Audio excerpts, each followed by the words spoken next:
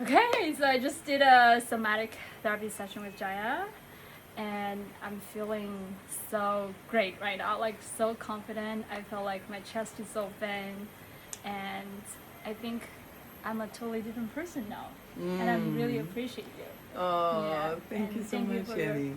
thank you for your beautiful work. I feel like I'm someone who it's very difficult for me to like set boundaries and like really sometimes protect myself, and I think the session is really helpful, um, and I felt like really empowered.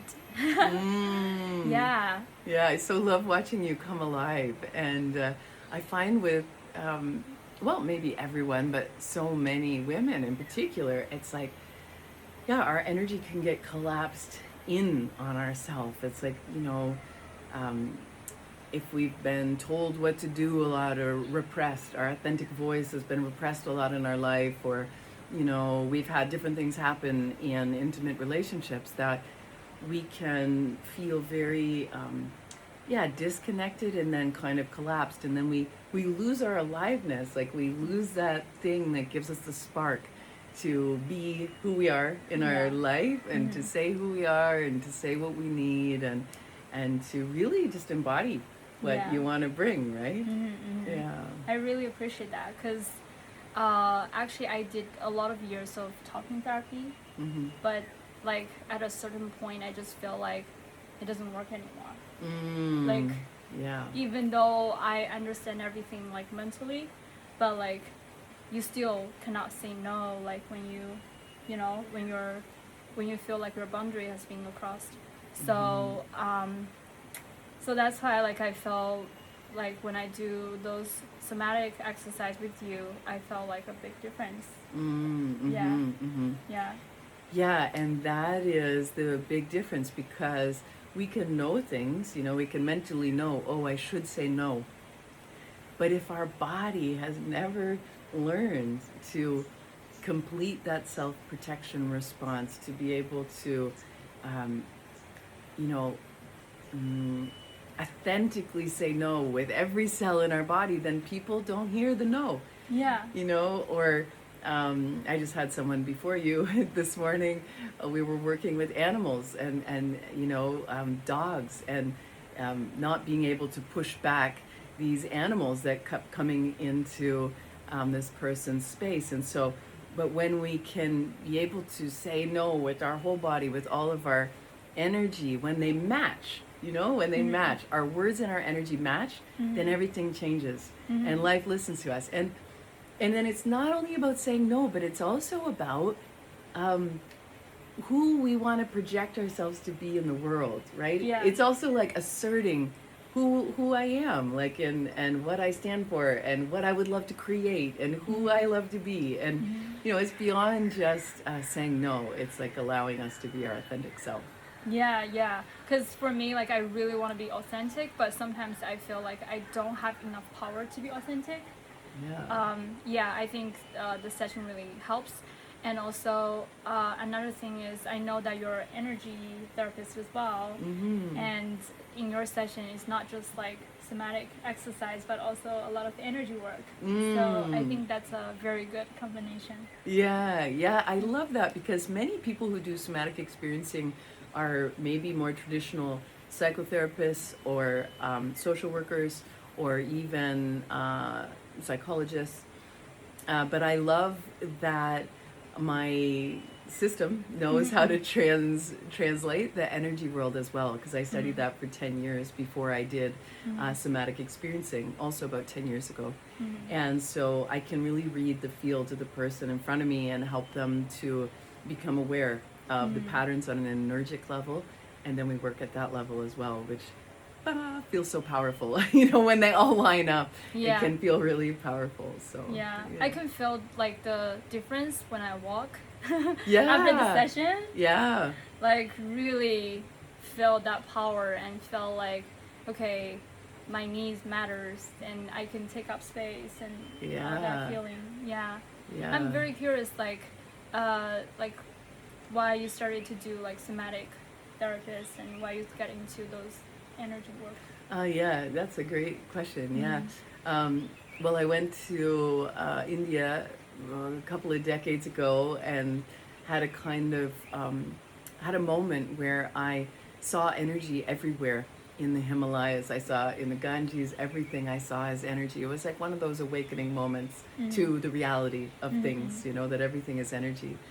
So I went back to Canada. I quit my job in the federal government as a consultant working in poverty reduction. And I started to study energy therapy for 10 years. And then I gave birth to a son who had extensive health issues. And so I decided, well, I'm going to have to study how to help him to integrate medical trauma, because not many people work with kids well through the body to integrate medical trauma. So I started to study them for the next 4 years, Somatic Experiencing, and that's how I came, how it came to be. Yeah. Wow, that's so beautiful, like helping your son, and at the same time, like you learn all of this, and you can help others. Yeah. So of course, as I did all those studies, I healed myself. Right? It's like, of course, wink, you think, wink. you think, oh, I'm just doing this to heal my son. But it's like, no, I needed a lot of healing and nervous system, resets and regulation from my own things that I'd lived that I wasn't even aware of, so that was really beautiful. And so that was it's been an incredible kind of initiation into my own healing, and then to support all the people that I meet. So you just mentioned energy is everything. Can you kind of elaborate a little bit more about that? Yeah. I mean, I guess we can say at the quantum level, with quantum physics, this is what's understood, that the world is made of 99.99999% energy, right? And then the rest is matter. And somehow we end up focusing on the matter, right? And so if we can see things energetically, and I often see my client fully healed, before we start working. I see their energy line up. I see all the systems starting to communicate, all the meridians, the nadis, all of the energy channels in the body, and that the nerve pathways follow, that everything else follows, the fluid follows, everything, the breath follows, in the body. And and then I just help them to actualize that potential, by matching their energy to that kind of map that I can see that exists in them already.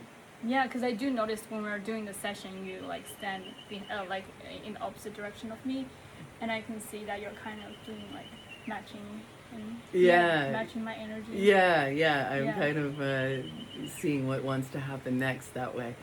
And the beauty is, is that you can tap into the energy field of anyone anywhere. So I work online. The person doesn't have to be in front of me for me to be able to read their field. I can just look at them and I can get all the same information. So that feels very potent, and I love working on that level. Yeah, I mean, if anyone wants to do online session with her, I would highly recommend. We'd love to see you. And also I do retreats. I have a retreat coming up in Bali later this year in December, and another training I'm teaching on, somatic trauma integration, yoga teacher training, and you're a yoga teacher as well. And I won't be teaching the yoga part, but someone else will be. And then I have a lot of online programs as well, so you're welcome to join that way and start to discover the work for yourself, because it really changes people. And I mean, part of the reason why I studied it was because I also started to receive the sessions, after my son was born, and then I thought, oh, this is going to help my son, right? And so it transformed me first, and then I studied it. So can you tell me a little bit more about our body, why it is so important to work with your body instead of just doing talking therapy? Instead of just the mind. I mean, cognitive models absolutely work for some people, and maybe to certain degrees with different, issues. But then it can often feel like there's a wall where we hit, where it's just not penetrating anymore. And so, so the thing is it's difficult for, the stress physiology to find its way out of habitual patterns without inviting somatic movement, embodied movement into the equation when we're renegotiating different kinds of traumas. So whether they're acute traumas or developmental traumas or complex traumas, you know, uh, they've happened to the body, Right, and right. the body remembers. We have these implicit body memories that are, we all know that that iceberg image where Yeah. the consciousness Yeah. is the little bit on Just a little top. bit. Yeah, and it's actually huge. Yeah, like the unconscious. And we can also say the unconscious is the body, right? And so it's this vast, incredibly intelligent network of, of nerves and information and so much and energy and everything that is just waiting for its potential to be tapped into, to allow these healing possibilities to really come forth. And so if you miss the body, if we kind of cut ourselves up, we only work from the head up, and we only work with what we understand at the mental level, the conscious level, well, we're just missing a whole big piece that's like really can be screaming for us to listen to it, through all kinds of physical health symptoms, and so when we start to meet these parts of ourselves, not only do we get to integrate, past trauma through the body using somatic practices, but we also get to wake up a ton of vitality and creative energy that also got just pushed down and stifled when different traumas or different things, ways of disconnecting happen throughout our life, right? Yeah, absolutely. That's so beautiful. Yeah. Like, I do feel the difference. Like, somatic work is just so different. And I think like traumatic experience sometimes a lot of people they actually didn't know, like aware that they have traumatic experience, but actually those traumatic experience can potentially like holding you back and really holding you back to live out your full potential, right? So can you share a little bit more about like how those traumatic experiences actually affect your life? Well, often we'll find when there's been significant trauma, which, when we get to be in midlife, even your late 20s, 30s, like something has happened, some or more than one thing have happened, right? And so we can find that our nervous system either gets stuck on off, where we're feeling like depressed or sad or collapsed or like apathetic or lethargic or difficulty sleeping or difficulty digesting, or we're just like blah, we know what that's like with a collapsed posture and difficult to motivate ourselves to do things in life. Like we always feel like, oh, we're just stuck, or we can be stuck on, right? Our nervous system gets stuck in activation. So rather than freeze, it's stuck more in the fight flight. And so then we're always pushing, we're pushing ourselves. We can't sleep at night because we have so much going on in our system. We maybe feel a lot of anger or irritation or anxiety or, have chronic digestive upsets or pain in the body. And the inflammation that comes when we're always stuck on because there's so much cortisol. In both states, there's so much cortisol running through our blood, like rushing and, acting on our organs, our nervous system, which eventually over time, can you imagine also when we have the gas on, so the fight flight, and then, our brakes are always coming in trying to calm us down.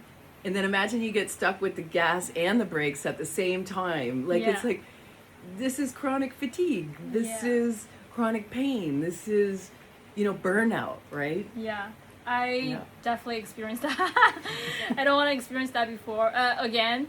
And I feel like nervous system regulation tools can be really helpful. Absolutely, right? Absolutely, So maybe we could do one now. That's let's do a little... I think it's very helpful if you can share some practical tools that people can actually do in their daily life to help them to actually regulate their nervous system. Yeah, absolutely.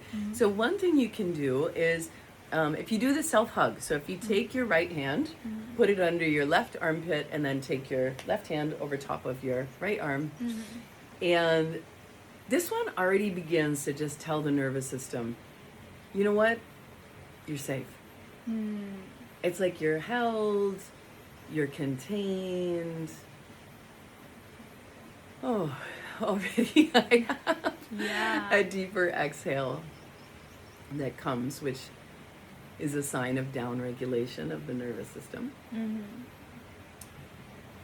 Yeah, and it's like, yeah, you can already, it's like, oh, praise God. I'm not just, I'm not just floating in my body, or, I'm not like feeling so tense, either one. It's like I'm held. So that is one great one. That's awesome. Yeah. Another one, we did today, we could do the VOO sound. So this one is well known from the work of Dr. Peter Levine, Somatic Experiencing, which I practice. And it's VOOH. VOH, okay. Yeah. So why don't we do it together? Yeah. We can do a few. And you can't get it wrong. With any of this, you can't get it wrong. Yeah. It's just, your experience is your experience, and it shows where your nervous system's at, right? But you can try to see if you can drop the sound a bit into your belly, like into your gut. So just see if it might drop into your body. So let's inhale together. Yeah, let's do it. Okay, well, inhale.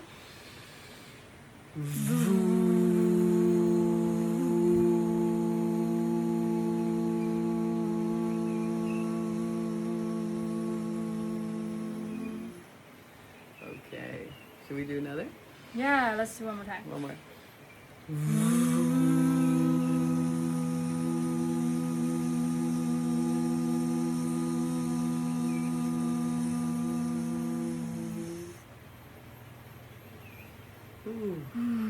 That feels good. Feels really good.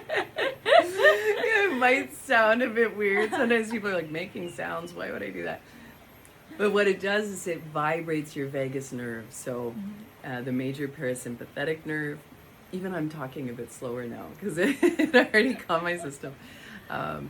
So the nerve that goes from the back of our head, from our reptilian brain, and behind our esophagus, behind our heart and lungs, and that innervates our gut.